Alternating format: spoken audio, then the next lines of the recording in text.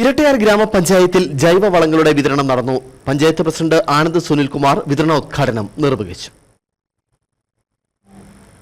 കഴിഞ്ഞ സാമ്പത്തിക വർഷം 5 ലക്ഷം രൂപയാണ് വളം വിതരണത്തിന് ഇരട്ടയാർ പഞ്ചായത്ത് നീക്കിവെച്ചത്. 350 കർഷകർക്കാണ് 50 കിലോ വീതം ജൈവവളം വിതരണം ചെയ്യുന്നത്. കർഷകർക്ക് 450 രൂപ അടയ്ക്കുമ്പോൾ 50 കിലോ ജൈവവളം ലഭിക്കും. പഞ്ചായത്തിന്റെ പദ്ധതിയിൽ പ്രാമുഖ്യം കൃഷിക്കാണെന്ന് ജൈവവളങ്ങളുടെ വിതരണ ഉദ്ഘാടനം ചെയ്തുകൊണ്ട് പഞ്ചായത്ത് പ്രസിഡന്റ് ആനന്ദ് സുനിൽകുമാർ പറഞ്ഞു. ഗ്രാമപഞ്ചായത്തിന്റെ 2024-25 വർഷത്തെ വാർഷിക പദ്ധതിയുടെ ഭാഗമായി ഏറ്റവും കൂടുതൽ ഊന്നൽ നൽകിയത് കർഷക മേഖലയ്ക്കാണ്.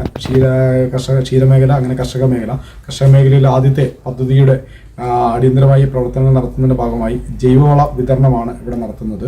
ഇവിടെ ഏകദേശം 5 ലക്ഷം രൂപ മുതൽ നോക്കി കർഷകർക്ക് അവർക്ക് ഏറ്റവും ഉതകമായ രീതിയിൽ ജൈവവളങ്ങൾ എത്തുന്ന രീതിയിൽ കാര്യങ്ങൾ വാർഡുകളിൽ എത്തിച്ച് നൽകുകയാണ് പഞ്ചായത്ത് കൃഷി വകുപ്പ്.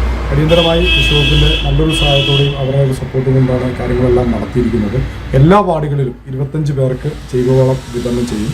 അതിൻ്റെ ആദ്യ ഉദ്ഘാടനമാണ് ഇന്നിവിടെ നടക്കാൻ പോകുന്നത്. ഇതിനെ തുടർന്ന് ജാതിത്തൈകളും ഓരോ വാർഡുകളിൽ ഏകദേശം 25 പേരൊക്കെ ആളുകൾക്ക് വിതരണം ചെയ്യാൻ വേണ്ടി കഴിയും. ഉദ്ഘാടന യോഗത്തിൽ പഞ്ചായത്ത് വൈസ് പ്രസിഡന്റ് രജനി സജി അധ്യക്ഷത വഹിച്ചു. മെമ്പർമാരായ മിനി, സിനി മാത്യു, ജയനമ്മ തുടങ്ങിയവർ സംസാരിച്ചു. നിരവധി കർഷകരും പരിപാടിയിൽ പങ്കെടുത്തു. Idukki vision news, Irattayar.